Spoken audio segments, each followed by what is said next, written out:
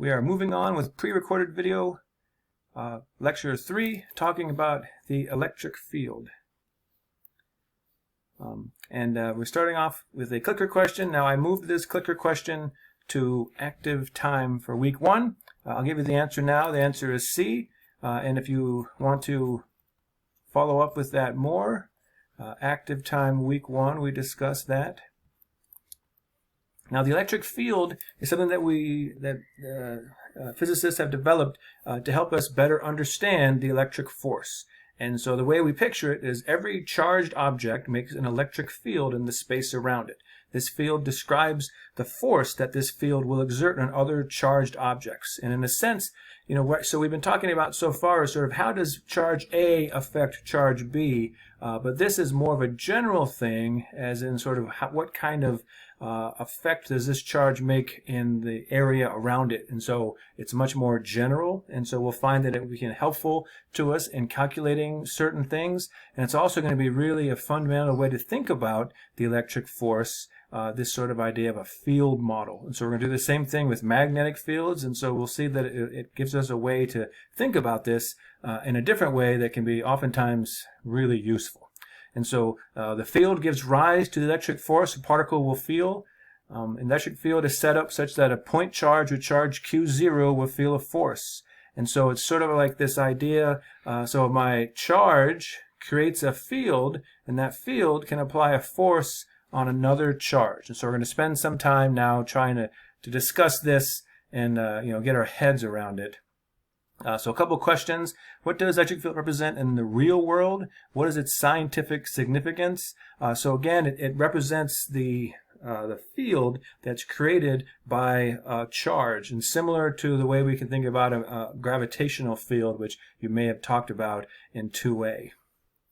Does electric fields only affect points in space, or do they affect charged particles? So when we're talking about electric fields, what's nice is it gives us a way to kind of talk about what this charge is doing at places in space without having to talk about some other charge. Okay, so it sort of gives us a way to talk about it without having that other entity. Now, it also gives us a really useful way to finding the force on charged particles, so we'll end up doing both, but it will find that it gives us a useful way to sort of describe what one charge or some groups of charges are doing.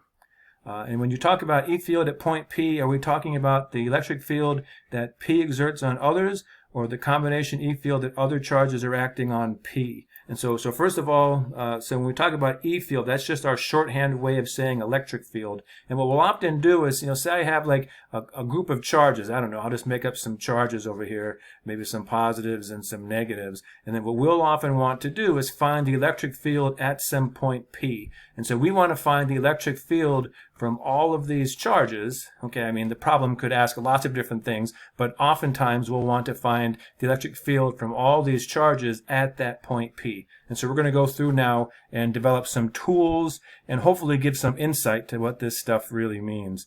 Now, one way that you can really get sort of a helpful picture of the electric field is through pictures like this, and these are from your textbook.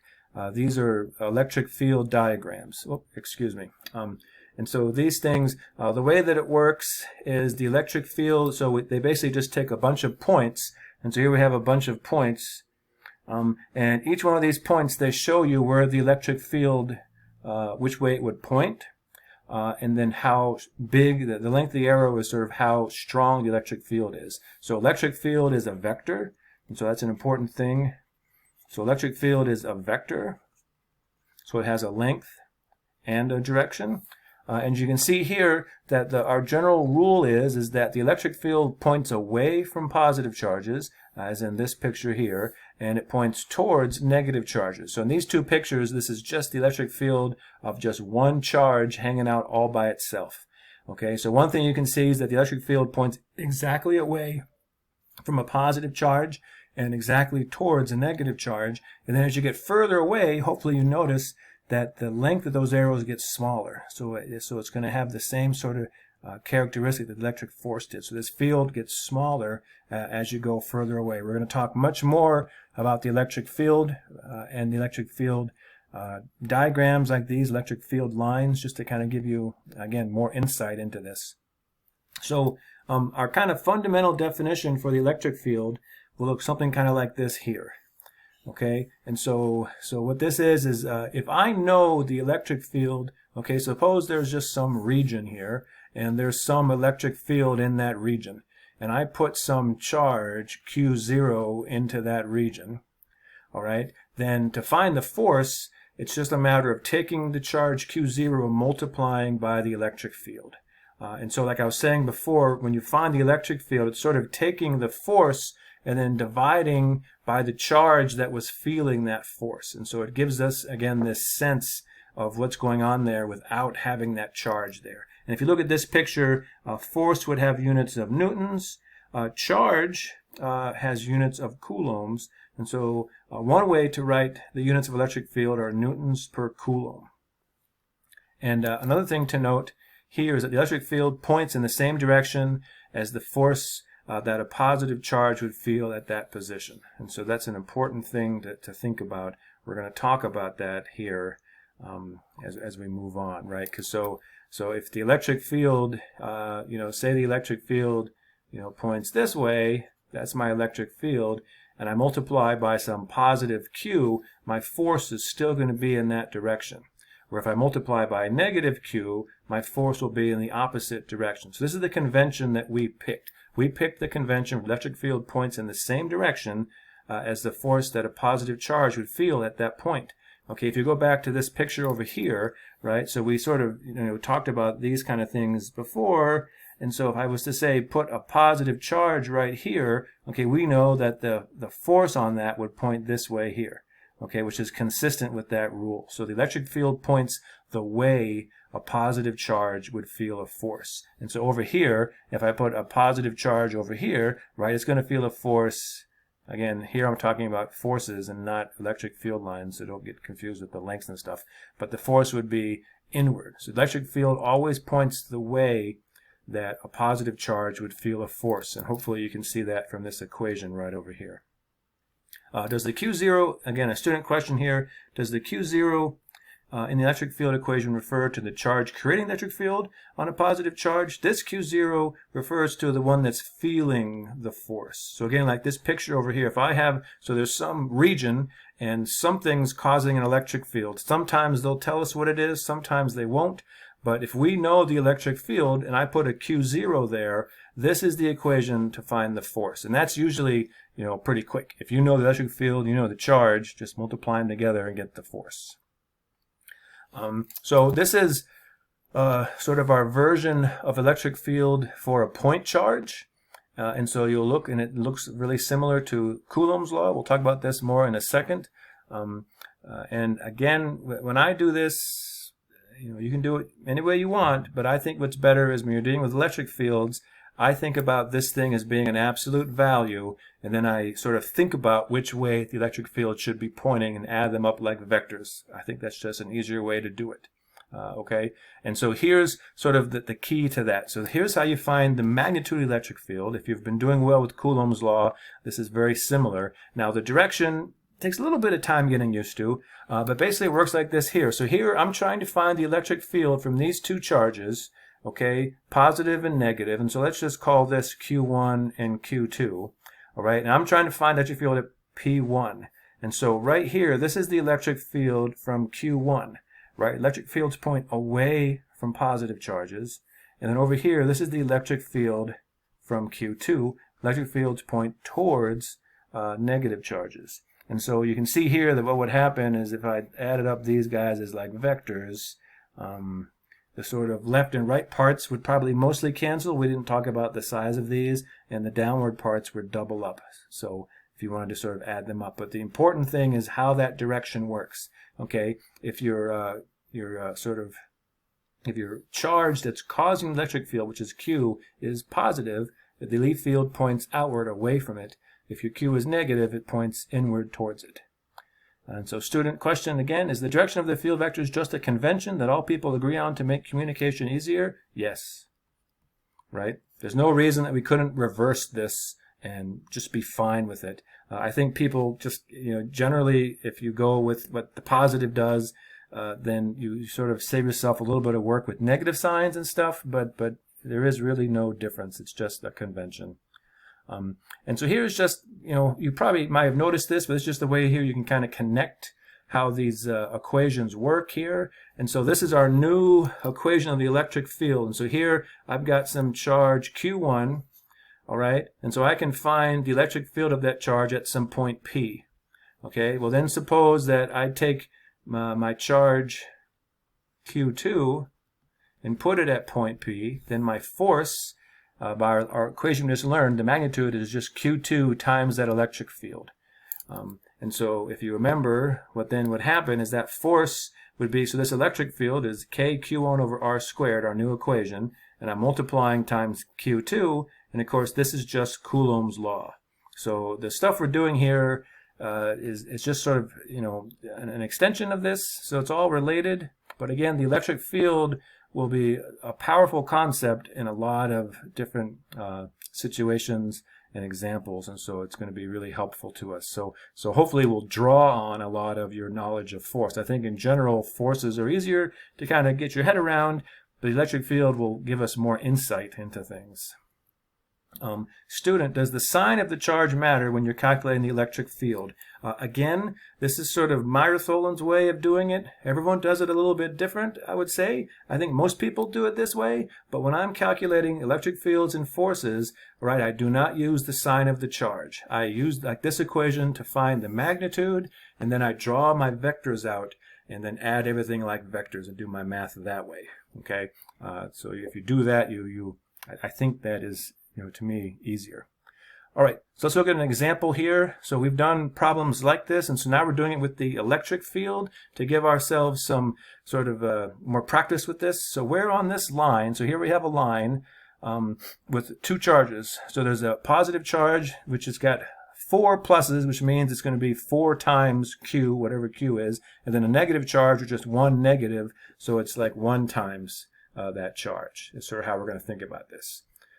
This guy here. So you can kind of think about this as being, this guy is positive 4Q, and this guy is negative Q. And I want to know is where on this line is it possible to have 0 electric field? So stop and give yourself a few minutes to think about this, and we'll talk about it in a second. Okay, so I get region C, and again, this works really similar to some of these other problems we did with electric force. So if we look at the different regions, first of all, if I look at this point right here, okay, so again, so let's this is the positive charge, that's the negative charge. So at this point, the electric field from the positive charge is going to point this way, right? We know that electric field always points away from the charge, and the electric field from the negative charge is going to point this way. Electric field at a point always points towards the negative charge. All right, so again, let's just say that as clear as possible.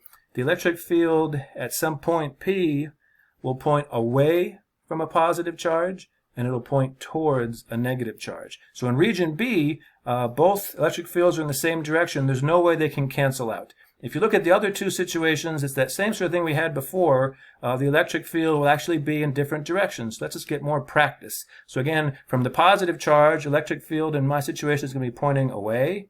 And then the electric field is going to be pointing towards that negative charge. So they're actually different directions there, so that's promising. In region C, I've got, again, the electric field from the positive points away, and the electric field points towards the negative. So again, they're in different directions, so that's promising. And so now this situation comes up to that same kind of thing we've been talking about. So now you got to look at it, and it's this game between the strength of the charge and the distance away, right? The stronger the charge, the stronger the electric field.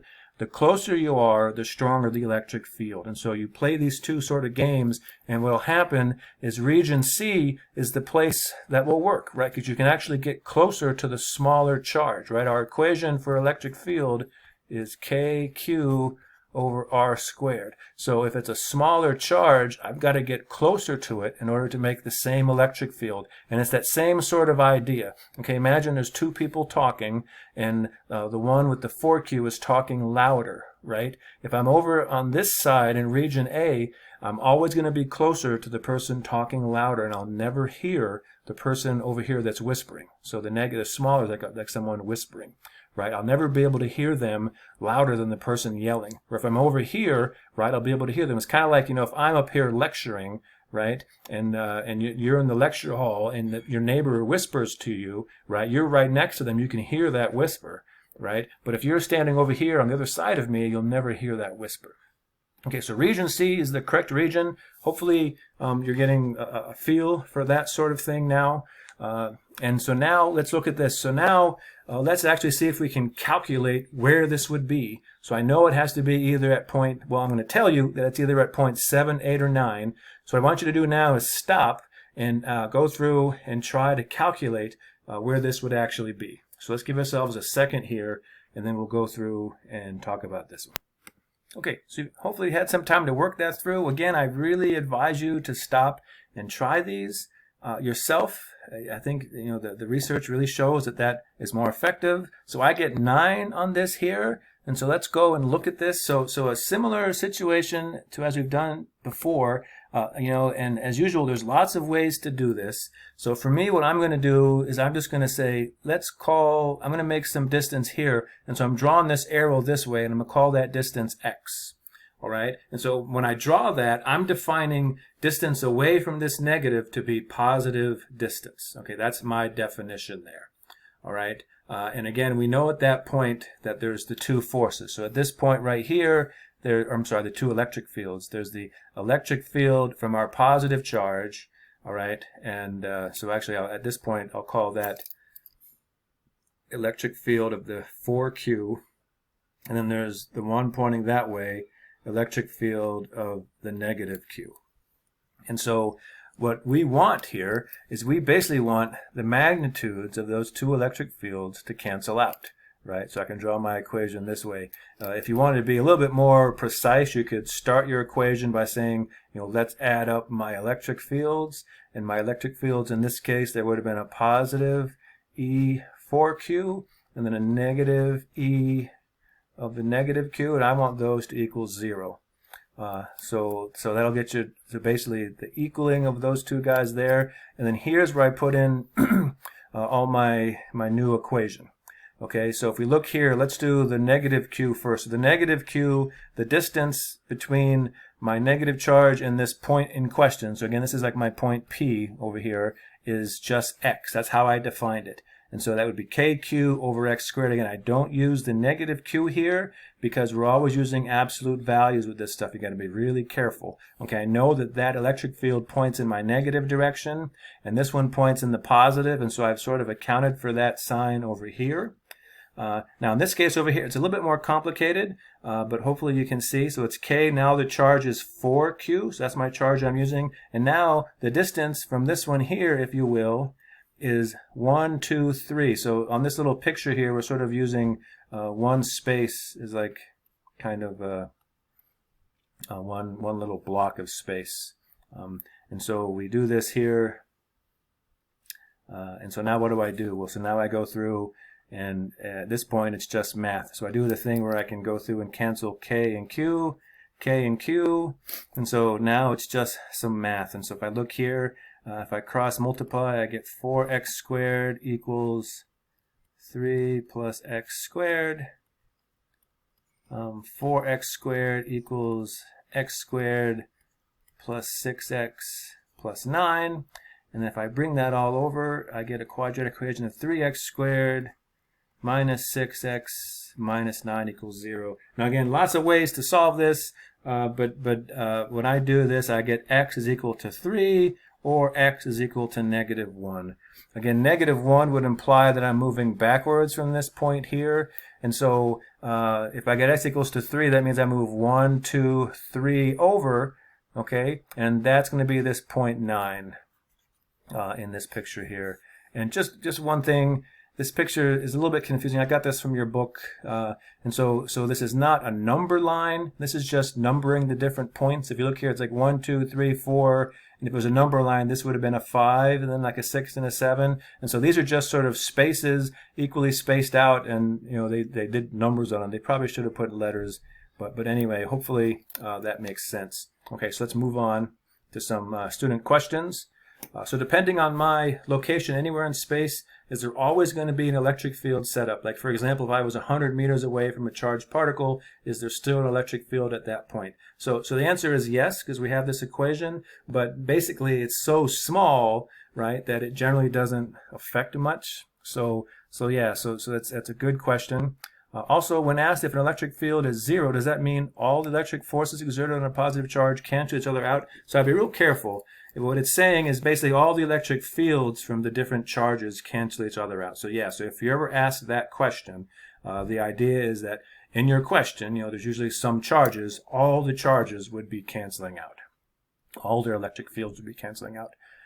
Regarding point charges and electric fields, does that mean that the electric field at the particle is infinite, even if other particles are present, since the electric field is given by this equation here? This is a great question. Basically, they just found a hole in what we're doing, right? So if I'm a positive charge, we just said, well, the electric field, right, from this positive charge is kq over r squared. And so that means if r is 0, if you're right on top of that charge, it would be infinite, right? So yeah, so basically this is assuming that our charge is a point charge. It's a sort of little tiny point in space, which, we don't really know exactly what the point charge is, right? If you look at, like, say something like an electron, that seems to be a pretty fundamental particle. We don't know if it has a size or not, or exactly how that works. And so basically it's something we just won't really talk about. So you'll never be asked that question. It's a good question, but unfortunately, I would sort of say that, they're right there, but in reality, no one's really exactly sure what happens when you get down to really super small r's like that. Okay, so let's do this example here. So this is a good example to help you set up your thinking about the electric field. And so this, again, is an old test question. So two charged spheres are arranged as below. What is the direction of the electric field at point A? So there's a point A there, and assume the charges have the same magnitude. All right, so give this one a go. Okay, so again, hopefully you stopped and give that some thinking. And so when I do this, I come out with, pardon me. I came out with this one here. And so let's look at this. And so again, I think it's usually useful to label these. Label this 1 and 2. So the electric field from 2, right, at a point, electric field always points away from a positive charge. So that's the electric field from my charge 2. An electric field at some point always points towards the negative charge. That's my electric field from point 1, and so now we use our principle of superposition. These are identical charges. They're identical distances that sort of mirror images of each other. And so if I was to write out the sort of x and y parts of this, you'll see that, hopefully you can see that the y parts cancel and the x parts will double up in the negative x direction, giving us that choice D. All right, so this is a good one. Again, something like this is a good example of something that, we'll probably have something like this on tests where you need to, quizzes where you need to sort of figure out which way electric field might point. It's a really good example of a conceptual style problem. So the first part of that test quiz question would ask for which direction does electric field point. Now the second part would want us to get a quantitative answer. And so that's a little bit more complicated. So let's spend some time looking at that here. So what I'm going to do is I'm going to focus on the positive charge that we were looking at. And so if you remember from our picture before, we said that the positive charge electric field would point something kind of like this here. Okay, and so now what I'm going to do is I'm going to try to just draw a little bit of our geometry in this situation. So here's sort of the hypotenuse of this triangle. Here, let me just try to get that a little bit better. That's kind of not perfect. Here's our hypotenuse. And so here's this right triangle. And so what I'm going to do is I'm going to call this side over here y.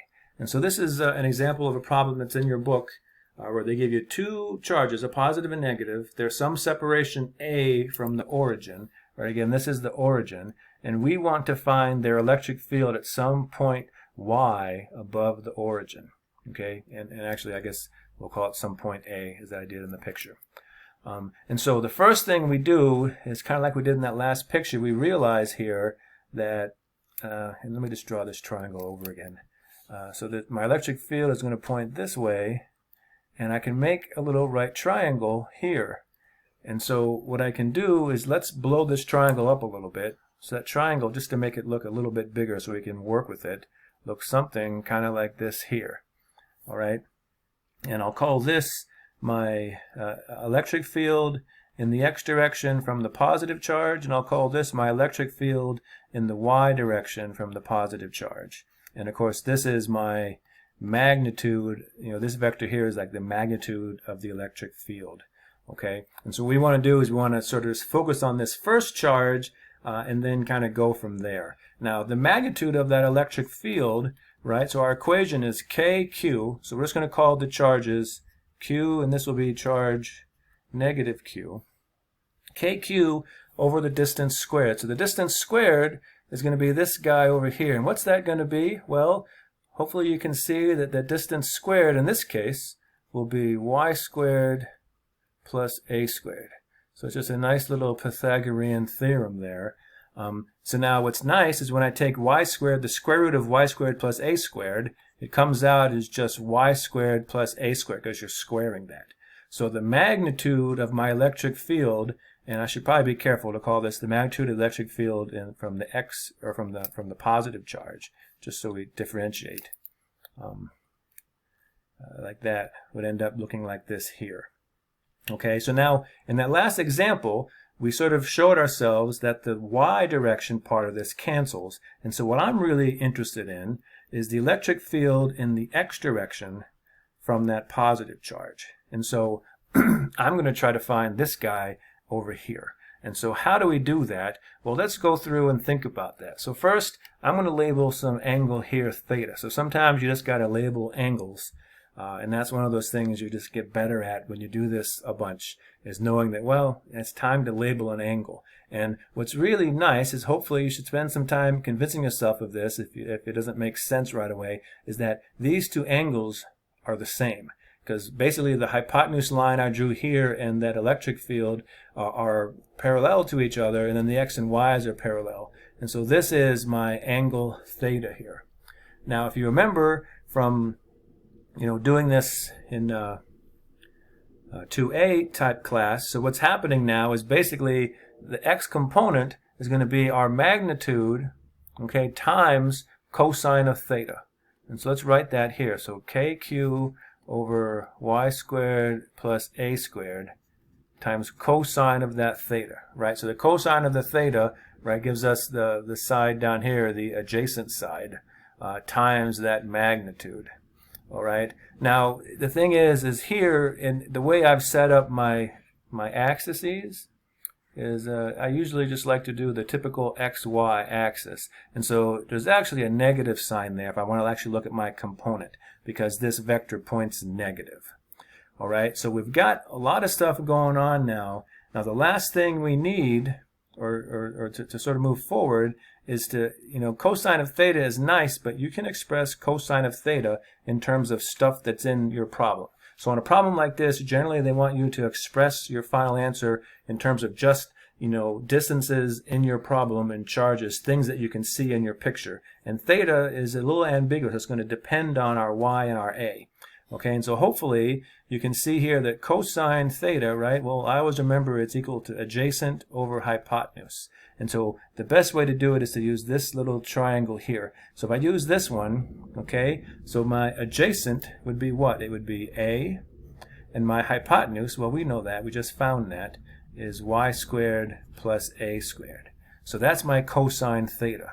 So now what I'm going to do is I'm going to plug that into here. So I get negative kq over y squared plus a squared, and then times that thing written out, cosine theta written out in terms of all that stuff there.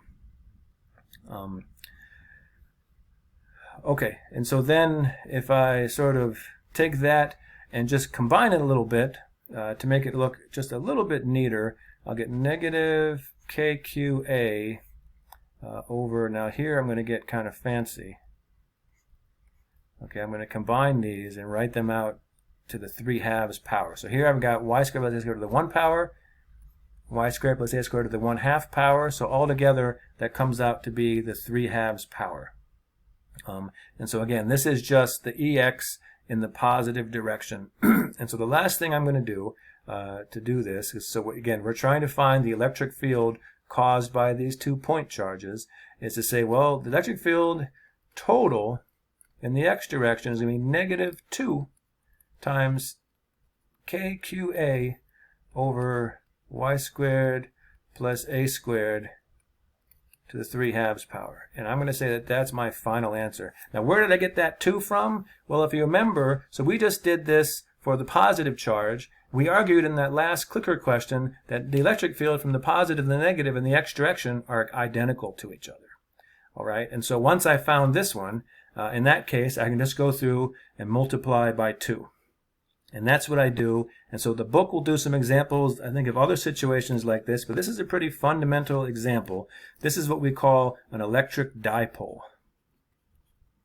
So it's something that we'll sort of use from time to time. And by dipole, we mean there's just 2 charges. So there's a positive charge and a negative charge hanging out. And we break up to say that they're going to be separated by some distance of 2a. Okay, and so this is how we write it. And so we have problems in the book that will have us go through and calculate electric fields from different types of sources like this. And so you'll have to go through and do a more complicated example like this one. Like I would say this is a more complicated one than the ones that we've been doing up to this point. Okay, so now, this example is sort of good for a couple reasons. First of all, it's a really, I think, good introduction to electric field. It's a good introduction in doing these kind of problems. And we'll discuss in a second that this idea of a dipole is a really important thing. But one thing you always want to do after a long calculation like that, right, is sort of check it out afterwards. And I think, unless you're a computer, when you look at this thing right here, it's not absolutely clear that you're right. We did some math, did some physics, but, could we have made a mistake? Totally, right? So one thing it's nice to do is kind of to think about the limiting cases here. And so what I'd like you to do is think about this situation here. So imagine the situation where y is much, much bigger than a. Okay, and think about, okay, so which one of these choices here, so our equation, what's it going to depend on with our distance y? So let's think about that for a second. So take our equation and think about if y is much, much bigger than a, okay, how is this equation going to depend on y? So think about this, and then we'll talk about it in a second.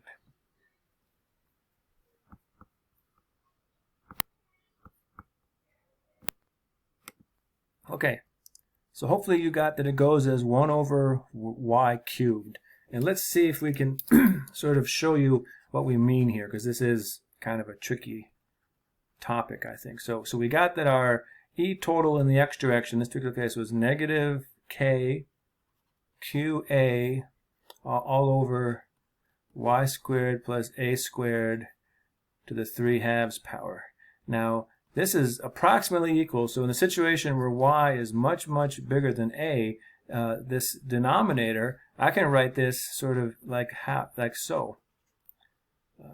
Just like this. All of this over y squared to the 3/2 power. So if a is really, really small, then you can just basically neglect it down there, and you get an answer, negative 2k qa, and then so y squared to the 3/2 power is y cubed. And so let's talk a couple things about this. This is pretty important. So again, this is the idea that, that we're looking at this electric field for a really far distance away. And again, the electric field points in this direction here, right? That's our direction of it. So first of all, a lot of people will ask, well, why didn't I just get rid of that a there? Well, that's a good point. To the first order, if this is really far away, then this is going to get really small. You've got 2 charges, a positive and a negative, and they're pretty much going to cancel each other out. But what we're looking for here is sort of a little bit of a stronger answer than that. And so to what some would say would be to the next order after that. Okay, and so what's interesting here is, so we just talked a lot about how our electric field, the magnitude for a point charge, goes as the distance away squared. Well, now we're saying that it goes as the distance away cubed for a dipole. So a dipole is again, the same sort of thing we were talking about, because it's a positive and a negative,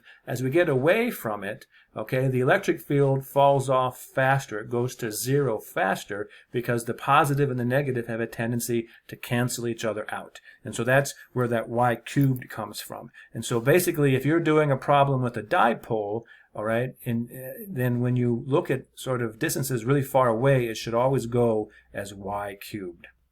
I'll also just point out one thing about dipoles, which is that the books love to write this thing called the dipole moment, okay, which its magnitude is the charge times what they usually will call something like S, the distance between your dipoles. So for us, it would be Q times 2A with the picture that I drew, right, which would then sort of change this equation you have over here to being negative KP over y cubed, right? So I use the 2 because our distance is 2a and the q to write that out. It's basically just a way to kind of write it quicker.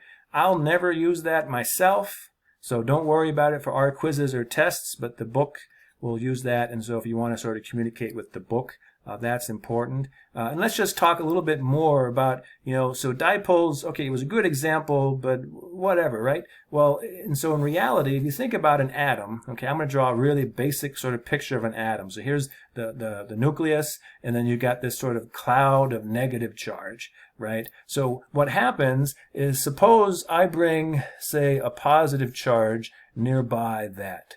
Okay, what that's going to do is it's going to sort of have a tendency of moving the positive charge away and attracting the negative charge. You can kind of draw that in a picture kind of like this here, where sort of, this is extreme, but the positive charge moves that way, and sort of the center of my negative electron cloud is right there. And so what I've done, okay, by moving this positive charge in here, is I've created a dipole. I've created two charges that are equal, right? So if we assume that this atom is equal, which most atoms are, right? So this is some sort of positive Q, this is the negative Q, and now they're separated by some distance. I'll call it D.